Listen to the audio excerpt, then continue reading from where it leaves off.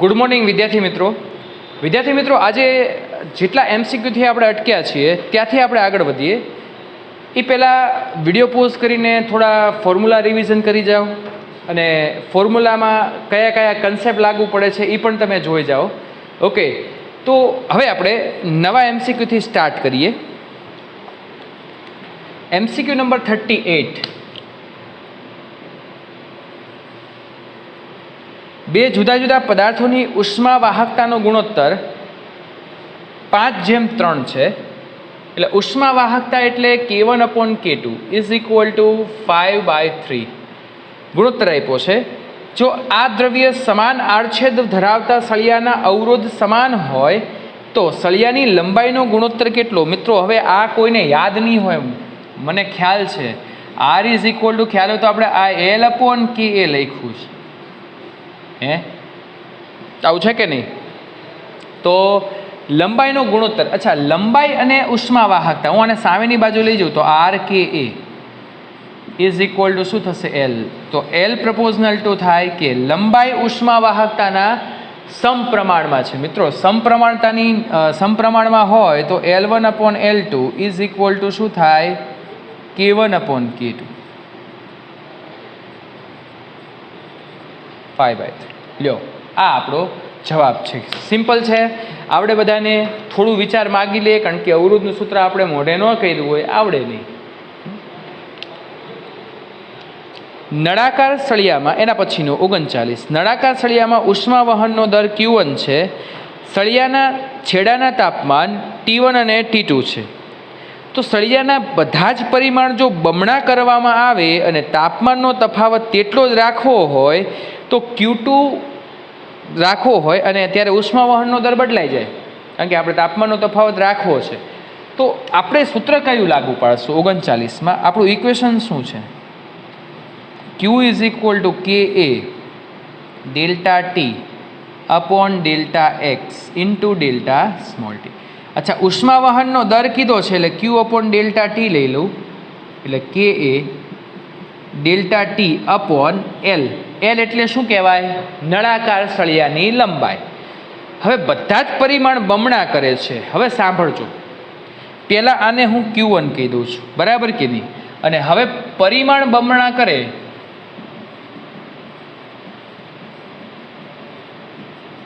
ત્યારે એનું ક્ષેત્રફળ પણ બમણું થાય, બરાબર?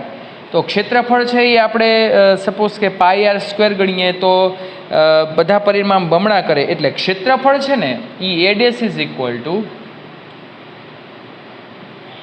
4A થાય. જો હું તમને એમ કહું ચોરસની લંબાઈ સરખી છે તો હું લંબાઈ બમણી કરું, પહોળાઈ બમણી કરું, તો આપણે શું કરીએ છીએ? લંબાઈ ગુણ્યા પહોળાઈ, એટલે એ શું થાય? એનું ક્ષેત્રફળ આ રીતે બમણું થઈ જાય. પણ અહીંયા આમ તો ગણવા જાઓ તો આ રીતે છે, L' is equal to 2L. Okay, તો A' is equal to πL². Okay, પણ અહીંયા શું થશે? 2L². So here 2πL². તો πL² બરાબર શું થાય? A.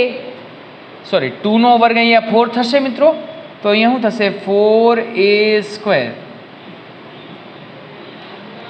તો A' ઇઝ ઇક્વલ ટુ, અચ્છા અહીંયા સ્ક્વેર નહીં આવે ને, સોરી મિત્રો, πL² એટલે એ જ આવશે. એટલે A' is equal to 4A. એટલે એનું જે ક્ષેત્રફળ છે એ બમણું થઈ ગયું અને લંબાઈ, ક્ષેત્રફળ 4 ગણું થઈ ગયું, લંબાઈ બમણી. તો Q2 upon delta T is equal to K. જો ઉષ્મા વાહકતા સમાન છે પણ આ શું થશે? 4A. તાપમાનનો તફાવત એટલો જ રાખવો છે, લંબાઈ શું થઈ ગઈ? બમણી. ઓકે, તો બસ આના છેદમાં મૂકી દઈએ Q1 અપોન ડેલ્ટા T. તો delta T cancel is equal to આના છેદમાં આપણે આ મૂકી દઈશું KA delta T upon L. LL થઈ ગયા cancel, delta T cancel, AA cancel, K cancel. So Q2 upon Q1 is equal to અહીંયા 2 2 4 એટલે અહીંયા આવશે 2. તો Q2 ઇઝ ઇક્વલ ટુ મિત્રો સહેલું છે ને એટલે થોડું ઝડપથી સમજાવું ને ઝડપથી લખું છું હો. મારી સાથે સાથે કામ કરતા રહેજો. અને મેં તમને ઘણીવાર કીધું છે કે ડિફિકલ્ટી હોય તો મને ફોન કરો, મને જે કાંઈ પણ ન સમજણ પડતી હોય એની માટે મને કોન્ટેક કરો, પણ રાતના 9 વાગ્યા પછી. એટલા માટે કે આખા દિવસમાં ગમે તે કામ હોઈ શકે, બરાબર. ક્યારેક પેપરનું કામ આવી જાય, ક્યારેક આપણે કોઈ પણ માની લો કે હું એમ કહું કે મારે લેક્ચર ઉતારવાની જરૂર છે તો ક્યારેક લેક્ચરનું કામ આવી જાય મિત્રો. તો મિત્રો આપણે એક વસ્તુનું ખાસ ધ્યાન રાખવાનું છે કે જે ડિફિકલ્ટી, હું માનું છું કે ડિફિકલ્ટી એટ એ ટાઈમ થવી જોઈએ, પણ એ ક્યારે, જ્યારે આપણે ઓરલી સામસામે બેસીને ભણતા હોય ત્યારે થાય. અત્યારે આપણે જો એને કારણે નેગેટિવિટી ન ઉત્પન્ન થવી જોઈએ હો. એને કારણે એમ નહીં કે લો મને તો સરે આજ રાત્રે કરવાનું કીધું મને નહીં આવડે, નહીં, એવું નથી. એકને કારણે બધું અટકશે નહીં. ઓકે, એકને કારણે બધું અટકવું જોઈએ નહીં, આનું ખાસ ધ્યાન રાખવાનું. ચલો ત્યાર પછી 40મો MCQ. MCQ number 40. 10 સેન્ટીમીટર લંબાઈ એટલે L બરાબર 10 સેન્ટીમીટર, 10 ગુણ્યા 10⁻² મીટર, અને A બરાબર 100 સેન્ટીમીટર સ્ક્વેર આડછેદનું ક્ષેત્રફળ એટલે 100 ગુણ્યા 10⁻⁴ મીટર સ્ક્વેર. આડછેદનું ક્ષેત્રફળવાળા સળિયામાંથી જૂલ પર સેકન્ડ એટલે મિત્રો Q/T આપ્યું છે મિત્રો 4000 જૂલ પર સેકન્ડ. ઉષ્માનું ફ્લક્સ પસાર થાય છે. કોપરની ઉષ્મા વાહકતા K આપી છે 400 વોટ પર મીટર ઇન્ટુ સેલ્સિયસ. તો સળિયાના છેડાઓને કેટલા તાપમાને તફાવતે રાખવા જોઈએ, એટલે આપણે મેળવવું છે તાપમાનનો તફાવત. તો કેટલું સહેલું મિત્રો, આપણું સૂત્ર છે બધાને યાદ તો છે જ, Q/T Ka delta T/L. Delta x ની જગ્યાએ L લખું છું, ચાલે. મારે ડેલ્ટા ટી ની કરતા તરીકે બનાવવાનો તો ડેલ્ટા કેપિટલ T તાપમાનનો તફાવત મેળવવો છે મિત્રો. અને તાપમાનનો તફાવત મેળવવો હોય તો આપણે આ કામ કરવું પડે. એને કરતા તરીકે બનાવીએ તો Q/T L ગુણાકારમાં અને K એ ક્યાં આવશે છેદમાં. તો Q/T કેટલા છે 4000. L બરાબર કેટલા છે 10⁻⁻1 લખું તો ચાલે આ બંનેનો હિસાબ કરીને, અપોન K 400 એટલે 4 × 10⁻². A 0 આનો હિસાબ કરો તો 10⁻². આ બંને કેન્સલ, જો આ બંનેનો હિસાબ કરીને મેં મૂક્યું છે 4 4 કેન્સલ. ઓકે, તો 3 - 1, તો આન્સર વિલ બી 10⁻². તો આન્સર શું આવશે 100 ડિગ્રી સેલ્સિયસ.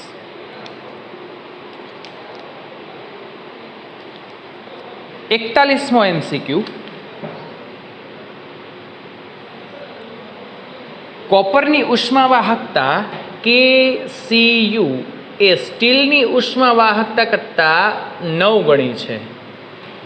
તો આકૃતિમાં દર્શાવેલ સંયોજિત નળાકાર, સંયોજિત એટલે આ બંનેને ભેગા કર્યા છે. ઓકે, સંયોજિત નળાકાર સળિયામાં કોપર અને સ્ટીલના જંકશન કોને કહેવાય, બંને જ્યાંથી જોડાયેલી હોય એ સપાટીને આપણે શું કહેશું, જંકશન. આ લંબાઈ 18 સેન્ટીમીટર છે. કોની લંબાઈ આપી છે આગળ જોઈએ, કોપર માટે Cu અને આ સ્ટીલ માટે.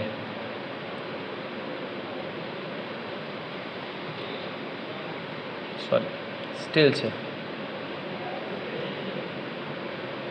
ઓકે, તો સ્ટીલ માટે આના છેડાનું તાપમાન 0 ડિગ્રી સેલ્સિયસ, આ છેડાનું તાપમાન કેટલું આપ્યું છે આપણને 100 ડિગ્રી સેલ્સિયસ. ઓકે, તો મિત્રો આપણે તો મેં તમને ત્યારે પણ કીધું તો આવું એક એક્ઝામ્પલ ગણી ગયા છીએ. અને ત્યારે આપણે શું વાત થઈ હતી કે બંને સળિયાઓ, હું આને આમ જોડી દઉં તો બંને સળિયાઓ કેવા જોડાણમાં છે મને કહો. જો આમ જોડું તો કેવા જોડાણમાં, આમ જોડું તો કેવા જોડાણમાં. તમે મને કહેશો કે સર તમે આમ જોડશો ને તો શ્રેણી જોડાણમાં થાય. ઓકે, તો શ્રેણી જોડાણમાં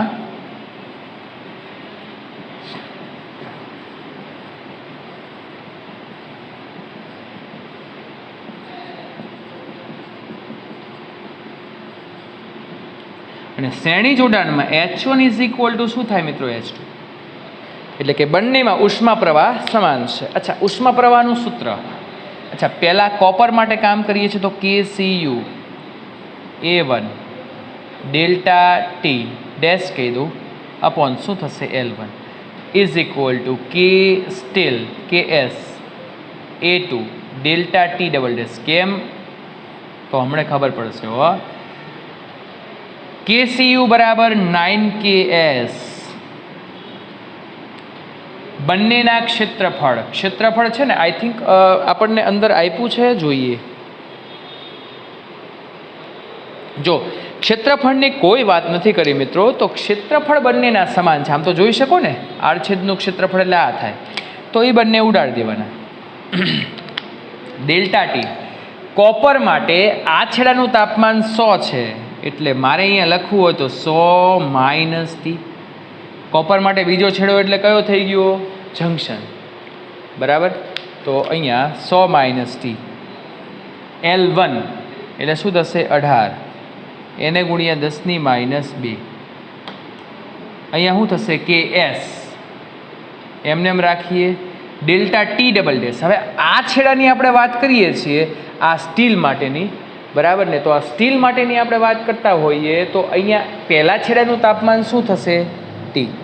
બીજા છેડાનું તાપમાન શું થશે? 0. અને આ આપ્યું છે 6 સેન્ટીમીટર, બરાબર ને?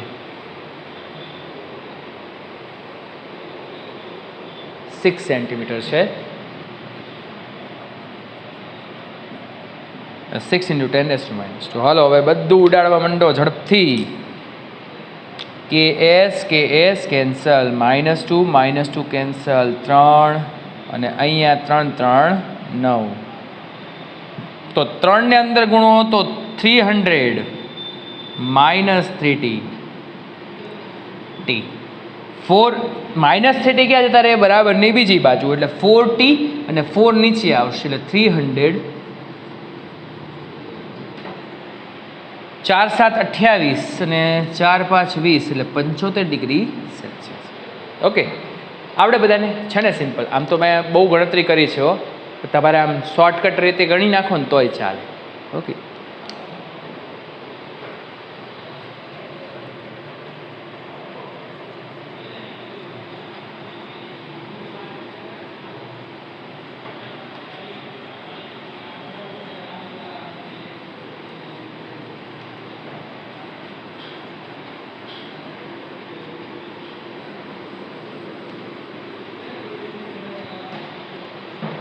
ચલો આગળ આપણે જોશું 42મો MCQ.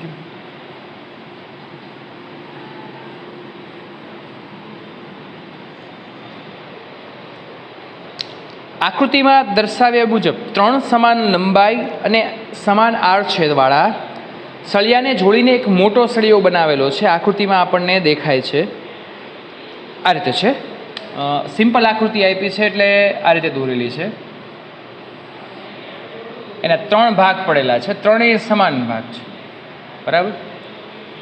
ત્રણેયના ભાગ કેવા છે? સમાન છે. પહેલાની ઉષ્મા વાહકતા K/2, બીજાની ઉષ્મા વાહકતા 5K, ત્રીજાની ઉષ્મા વાહકતા K છે. જો A અને B છેડાને અચળ તાપમાને રાખવામાં આવે, એટલે આ A છેડો છે અને આ B છેડો, એને અચળ તાપમાને રાખવામાં આવે તો કોઈ સળિયામાં કોઈ ઉષ્માનો વ્યય ન થતો હોય તો પરિણામી ઉષ્મા વાહકતા શું થશે?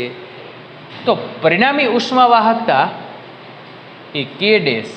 અચ્છા, ત્રણેય સળિયા શ્રેણીમાં છે. અચ્છા મિત્રો, શ્રેણીમાં હોય તો K dash is equal to, આપણે સૂત્ર લખ્યું છે, ત્રણેયની લંબાઈ કેવી છે? સમાન, એટલે L plus L plus L એના છેદમાં L upon K/2, L upon 5K and L upon K. ઉપરથી L 3L, નીચેથી L કોમન કાઢી લ્યો, છેદનો છેદ ક્યાં જાય? અંશમાં, એટલે 2/K plus 1/5K plus 1/K. હવે હું મિત્રો તમને એક વાત કહું કે જો આવી બધી ગણતરીમાં ન પડવું હોય તો સીધું એક સિમ્પલ સૂત્ર આપણી પાસે છે તૈયાર. એ સૂત્ર કંઈક આ રીતે છે, કે ઇઝ ઇક્વલ ટુ, યાદ કરો આવું કંઈક જોઈ ગયા છો તમે,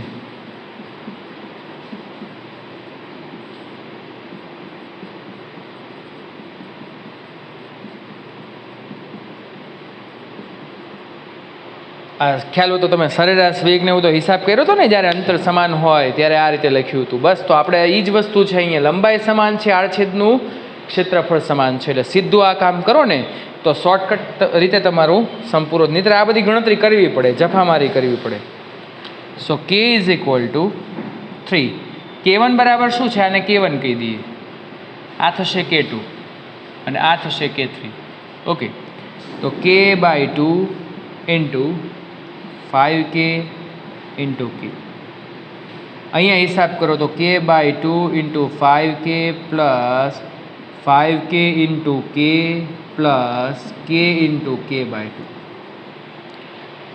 ઉપર 5 3 15, 15 ડિવાઈડ બાય 2, એટલે ઉપર આ રીતે થશે 15K³ ડિવાઈડ બાય 2. છેદનો હિસાબ કરીએ આપણે, K/2 ઇન્ટુ, એટલે અહીંયા થશે 5K²/2, અહીંયા થાય 5K², અહીંયા થશે K²/2. બરાબર, ચલો લસા લઈ લેશું આપણે, એટલે 15K³/2. બે અહીંયા લસા લઈ લો એટલે 2 વડે અહીંયા ગુણાય, એટલે 5K² પ્લસ 10K² પ્લસ K² ડિવાઈડ બાય 2. 2 2 કેન્સલ, તો 15K³ divide by 5 plus 10 15, 15 plus 1 16.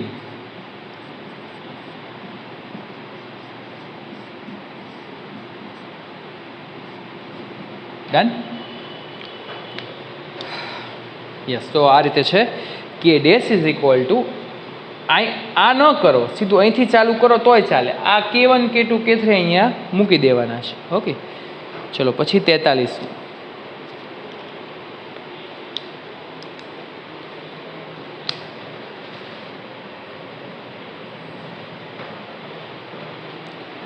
રકમ વાંચો, બરાબર મિત્રો, રકમ વાંચીને એક વખત સમજો. ઓકે, રકમ કંઈક આ રીતે છે મિત્રો, કે બે પદાર્થમાં બનાવેલ સમાન જાડાઈના 4 સ્તરમાંથી એક સંયુક્ત સ્લેબ બનાવવામાં આવે છે. આ રીતે આકૃતિ છે. ઓકે, તેમને જોડતી સપાટીના તાપમાન એટલે 20 ડિગ્રી સેલ્સિયસ 1 2 3 ને 4, 10 degree Celsius, theta -5 degree Celsius -10 degree Celsius, આ રીતે આપણને 4 સ્તરના તાપમાન આપેલા છે. તો તેની જોડતી સપાટી દર્શાવેલ છે. તો સ્થાયી અવસ્થામાં થીટાનું મૂલ્ય શું હશે? હવે મિત્રો હું તમને એમ કહું કે આપણે આ બધાનો હિસાબ ન કરવો હોય તો ખાલી આટલી જ વસ્તુને ધ્યાનમાં રાખો. જો આ બંને સ્તર જોડાયેલા છે તો બંને કેવા જોડાણમાં છે? શ્રેણી છે ને, સળંગ.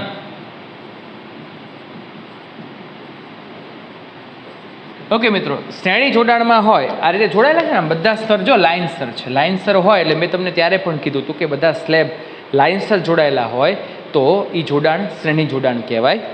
તો હું એમ કહું કે આની ઉષ્મા વાહકતા H1, આની ઉષ્મા વાહકતા H2, તો H1 ઇઝ ઇક્વલ ટુ શું થશે? H2. તો બસ મૂકી દો આની અંદર કિંમત. સમાન જાડાઈ સમાન છે, લંબાઈ સમાન છે, તો હિયર ધ કે એક જ દ્રવ્યના છે. ઓકે, તો કે એ આની સપાટીનું તાપમાન 10, આની સપાટીનું એનો છેડો, બીજો છેડો થીટા, એટલે એ મેળવવું છે, એના છેદમાં L. અહીંયા શું થશે?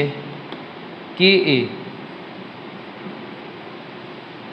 એટલે અહીંયા જો આ થીટા આના કરતાં વધારે છે તો અહીંયા થીટા -5, તો KAL થઈ ગયા. તો 10 minus theta is equal to theta plus 5. તો 10 માઇનસ 5 થીટા પ્લસ થીટા, બરાબર ને? એટલે આ થશે 5 અને અહીંયા 2 થીટા. તો થીટા ઇઝ ઇક્વલ ટુ શું થશે?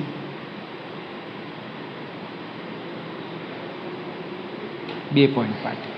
લો એટલે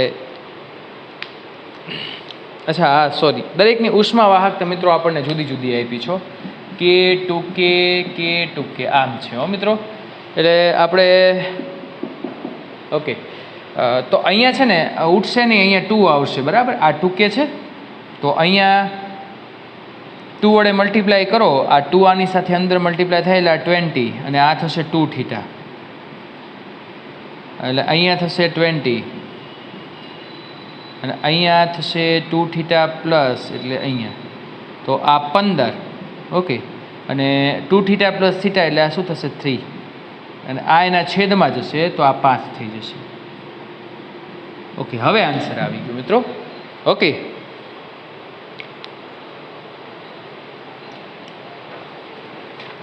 ચલો એના પછી 44મો જોઈ લઈએ.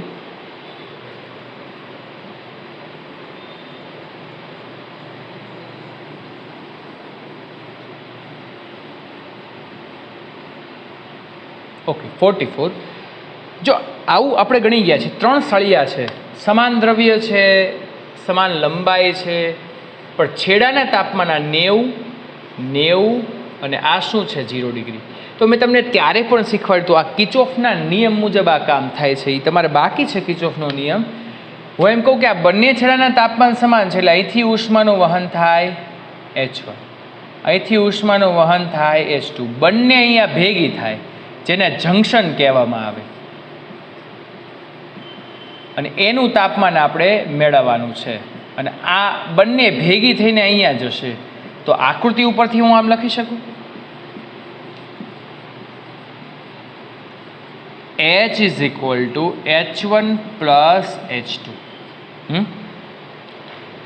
H એટલે આટલા સળિયામાંથી વહેતો ઉષ્મા પ્રવાહ, H2 એટલે H1 એટલે અહીંયા, H2 એટલે અહીંયા. તો હવે મારે H1 લખવું હોય તો જો કે તો બધાના સેમ છે, આડછેદનું ક્ષેત્રફળ સમાન છે. ઓકે, સમાન લંબાઈના અને સમાન આડછેદનું ક્ષેત્રફળ ધરાવતા સળિયા.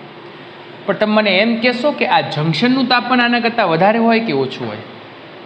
ઓબ્વિયસ વસ્તુ છે કે 90થી અહીંયા તાપમાન આવે તો આ તાપમાન આના કરતાં તો વધારે જ હોય ને. ઓકે, જંક્શનનું તાપમાન કેવું હોય? વધારે. તો અહીંયા T-0 ડિવાઈડ બાય લંબાઈ સરખી એટલે L આમ થશે. ઓકે, હિયર KA અહીંયા જંક્શનનું તાપમાન આ તાપમાન કરતાં જંક્શનનું તાપમાન ઓછું હશે એટલે અહીંયા હું લખીશ 90 - T upon L plus KA 90 - T upon L. આ બધું જ કેન્સલ કરી નાખો મિત્રો. તો અહીંયા T-0 એટલે T, અહીંયા I કેન્સલ થઈ જશે. 90 - T plus 90 - T તો T 180 - 2T. બસ હવે હિસાબ કરવાનો છે. 2T આ બાજુ આવે એટલે પ્લસ 2T એટલે 3T. So T is equal to 60 degree Celsius. Okay, આવી ગયો answer? Yes, 60 degree, B option આવે. ઓકે મિત્રો, તો આટલે સુધી રાખીએ છીએ. નેક્સ્ટ ટાઈમ આગળ વધશું. ફોર્મ્યુલા સાથે સાથે રિવિઝન કરતા રહેજો, નહીંતર આ MCQ દાખલા આવડશે નહીં. એના પછીનો આપણે ટોપિક ચલાવવાનો છે ઉષ્મા વિકિરણ, પણ થોડા ઘણા MCQ હજી પણ સોલ્વ કરવાના છે. આટલા સુધી રાખીએ છીએ. Take care.